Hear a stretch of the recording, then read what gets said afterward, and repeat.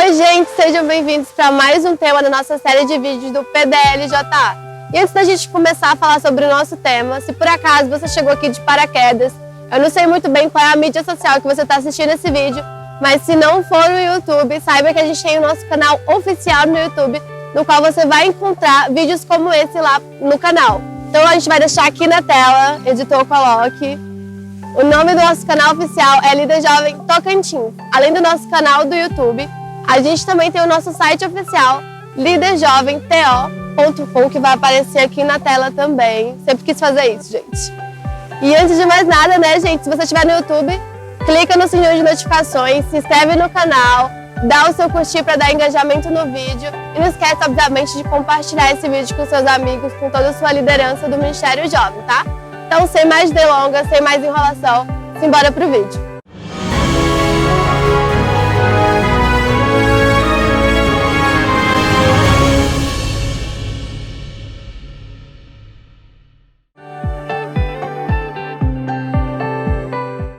O nosso tema de hoje é comunidades que transformam vidas. Bom, a gente sabe que a igreja possui inúmeras reuniões e atividades destinadas aos jovens, mas recentemente um estudo realizado pelo Barna Group mostrou que a faixa etária entre 16 e 29 anos é o verdadeiro buraco negro de presença dentro das igrejas. E esse déficit de presença ocorre na maioria das congregações. Dentre as inúmeras razões por que isso ocorre, o motivo central que o estudo apontou é que esses jovens, esses indivíduos, eles não sentem pertencidos. E o preconceito e o amor às tradições que muitas vezes a igreja apresenta faz com que a nova geração taxe a igreja como superprotetora, opressora e exclusivista. A gente sabe que uma igreja que possui essas características está longe de ser uma igreja que influencia essa nova geração. E obviamente nunca vai conseguir agregar e influenciar esses perfis tão diversos da nossa juventude atual. Além disso, as novas gerações estão cada vez mais conectadas a diversos tipos de pensamentos e visões sobre o mundo. A essência da pós-modernidade é que os jovens eles não sentem que necessitam viver de maneira consistente, mas sim que eles podem misturar diversos tipos de estilos de vida. Outra característica trazida dessa pós-modernidade é o drama da solidão. Nunca ouvimos falar tanto numa sociedade conectada, cheia de amigos virtuais, mas também nunca ouvimos falar tanto sobre a depressão. A depressão tem aumentado e tem atingido cada vez mais pessoas, inclusive os jovens. Não há, obviamente, uma única razão que explique a angústia e o sofrimento que as pessoas que passam por depressão sentem, chegando a muitas vezes tirar a própria vida. Se o suicídio parece assustador para a gente que está do lado de fora, imagine o quão angustiante e intenso é para as pessoas que estão vivendo e estão passando por isso. E é nesse momento que a igreja entra, ou seja, que nós entramos, porque a igreja são as pessoas. É nesse momento que o nosso papel vai para jogo, que a igreja tem que ser uma comunidade espiritual. A igreja tem que ser o apoio, o refúgio para essas pessoas que estão necessitando de uma restauração e, obviamente, bons relacionamentos. Todos nós fomos projetados para sermos dependentes. Nós somos seres gregários, ou seja, nós necessitamos de outras pessoas. E a ciência mostra que todo ser humano necessita de relacionamentos saudáveis. Sendo assim, nós precisamos estar perto de outras pessoas.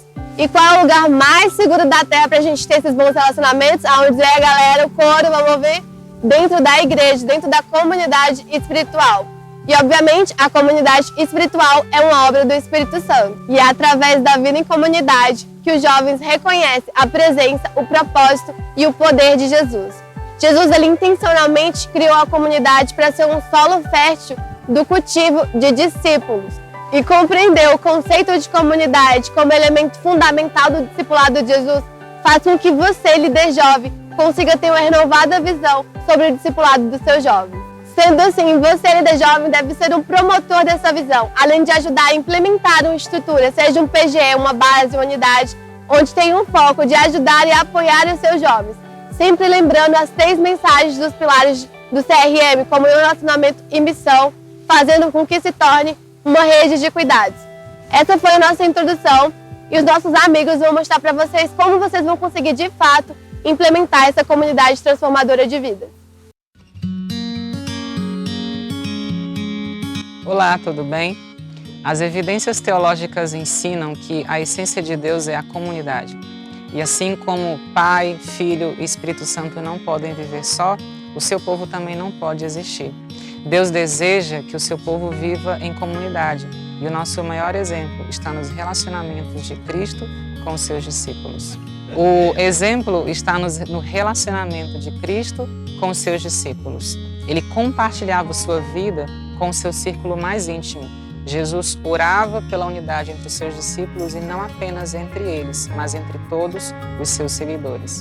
A Bíblia apresenta 4 bênçãos advindas da vida em comunidade: força, sabedoria, prestação de contas e aceitação. O quadro mais impressionante de uma igreja que vivia intensamente a vida em comunidade é apresentado no livro de Atos e descreve a igreja apostólica. O texto diz: "E perseveravam na doutrina dos apóstolos e na comunhão, no partir do pão e nas orações. Em cada alma havia temor, e muitos prodígios e sinais foram feitos por intermédio dos apóstolos. Todos os que creram estavam juntos e tinham tudo em comum. Vendiam as suas propriedades e bens, distribuindo o produto entre todos, e à medida que alguém tinha necessidade, diariamente perseveravam unânimes no templo, partiam o pão de casa em casa e tomavam as suas refeições com alegria e singeleza de coração, louvando a Deus e contando com a simpatia de todo o povo. Enquanto isso, acrescentava-lhes o Senhor dia a dia os que iam sendo salvos." O texto deixa claro que os crentes perseveravam, ou seja, davam atenção constante a 5 pontos essenciais: a doutrina, a comunhão, o partir do pão, a oração e a adoração. Todas essas atividades não podiam ser feitas individualmente. Como se pode notar, essas 5 atividades eram praticadas socialmente, ou seja, elas se desenvolviam nos relacionamentos. Por um lado, a doutrina estava relacionada ao ensino e à interpretação das Escrituras. A comunidade fazia alusão ao espírito de irmandade que existia entre aquelas pessoas. O partir do pão significava tanto a ceia do Senhor, quanto as refeições diárias tomadas em comunidade. E por fim, essas pessoas oravam e adoravam em comunidade, desenvolvendo os seus relacionamentos. Fica evidente que essas 5 práticas não podiam ser vividas individualmente. Podemos então afirmar que a Igreja Apostólica vivia em constante relacionamento. No livro de Romanos, o apóstolo Paulo descreve o exemplo de uma vida relacional, na qual o outro é motivo de cuidado. Romanos capítulo 15 nos diz: "Ora, nós que somos fortes devemos suportar as debilidades dos fracos e não agradar a nós mesmos. Portanto, cada um de nós agrade ao próximo no que é bom para a edificação. Portanto, acolhei-vos uns aos outros, como também Cristo nos acolheu, para a glória de Deus. E certo estou, meus irmãos, sim, eu mesmo, a vosso respeito, de que estáis possuídos de bondade, cheios de todo o conhecimento, aptos para vos admoestardes uns aos outros.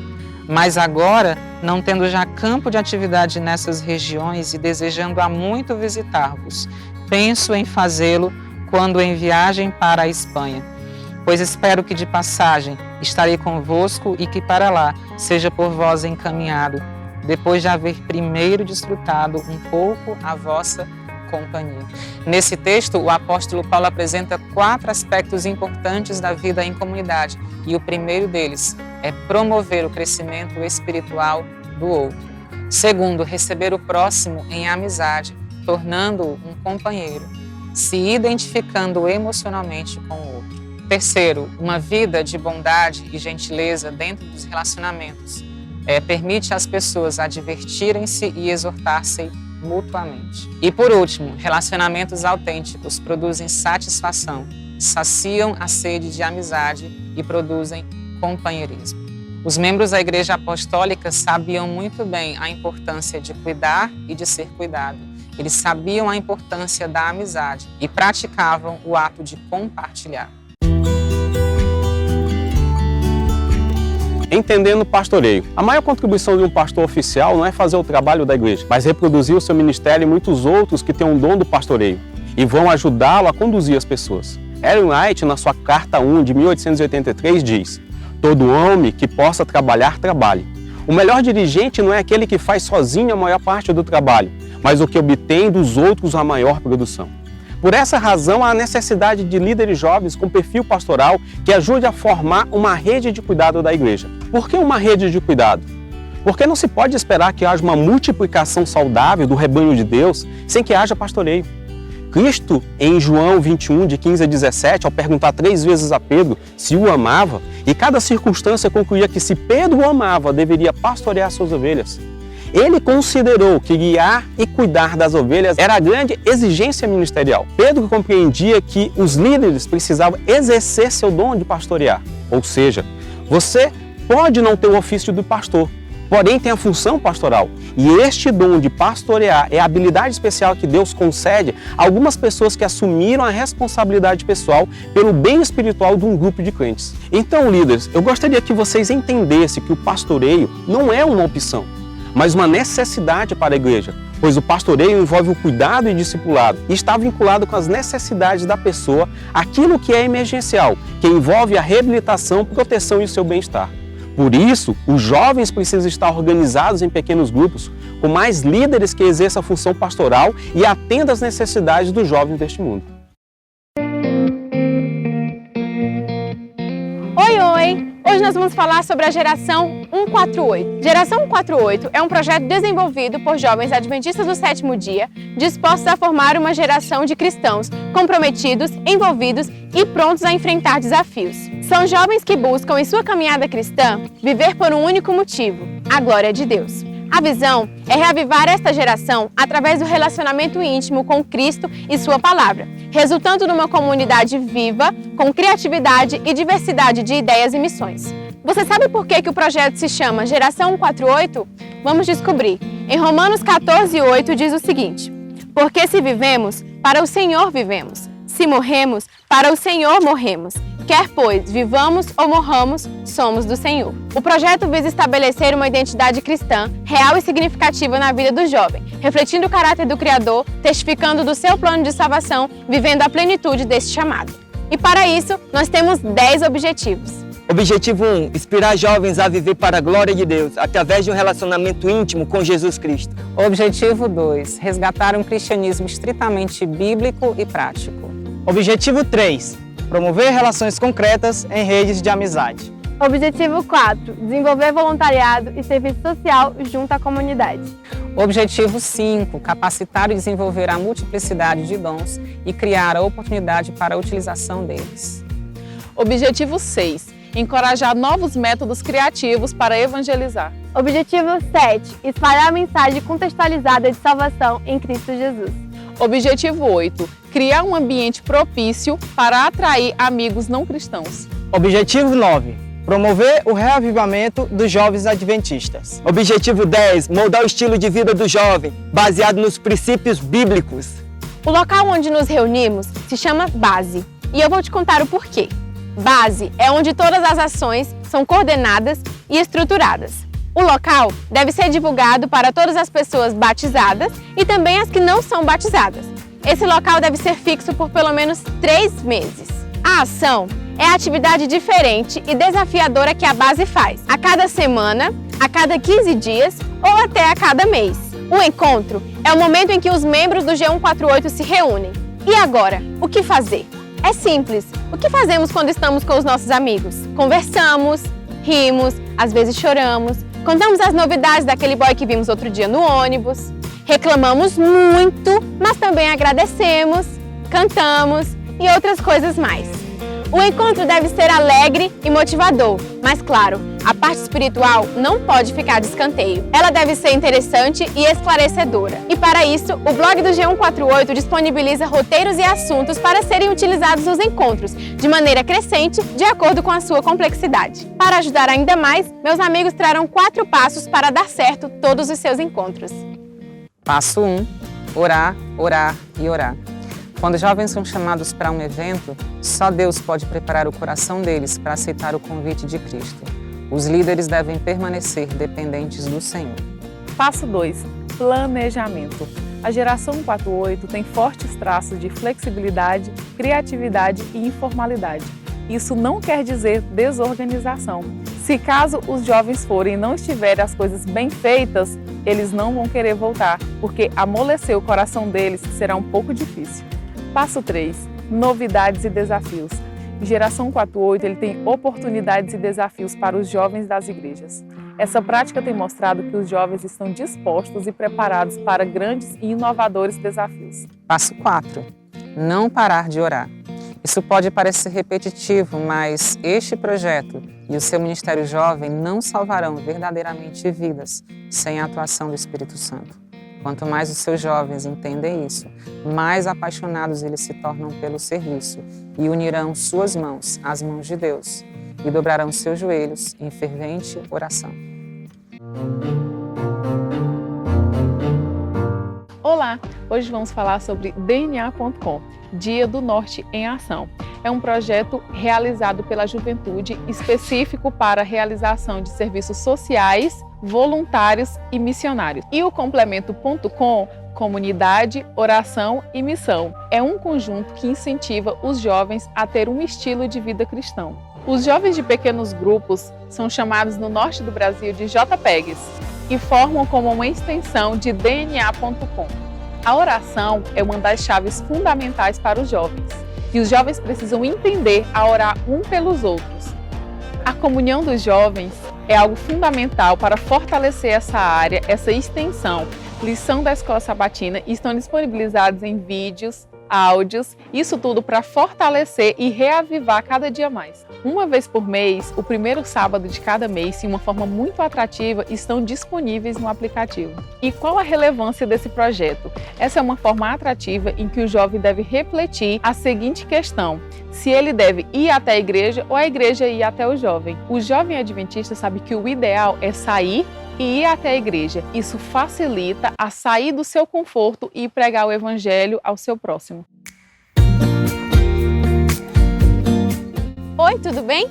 Agora nós vamos falar sobre o tema A Sociedade, onde o lema é Juntos Construímos. A sociedade é um tema que pretende gerar duas ações no coração do jovem adventista: o amor ao próximo e o discipulado. Para alcançar esse objetivo, a sociedade propõe 3 passos, onde o primeiro passo é auxiliar a vida de alguém, o segundo é convidar amigos para juntos mudarem a vida de alguém e o terceiro é discipular o amigo, convidando para participar de eventos como JA, como Escola Sabatina e até o pequeno grupo. E para facilitar o alcance desses objetivos, nós desenvolvemos 2 aplicativos, onde o primeiro é A Sociedade, onde as instituições como asilos, orfanatos, abrigos podem se inscrever ao precisarem de ajuda.